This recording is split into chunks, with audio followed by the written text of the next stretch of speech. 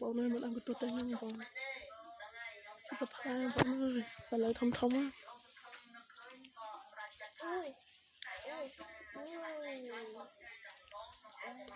thông bộ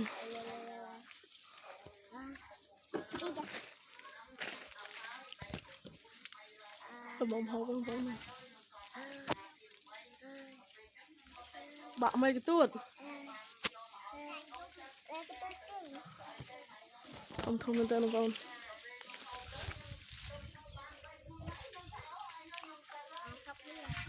ô thằng là cái băng bộ nó tuột phải băng bộ mình cái tuột chu nó cái tuột phải mà nó apply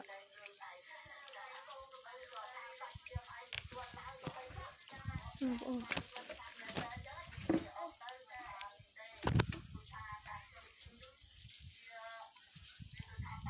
lại đào lên apply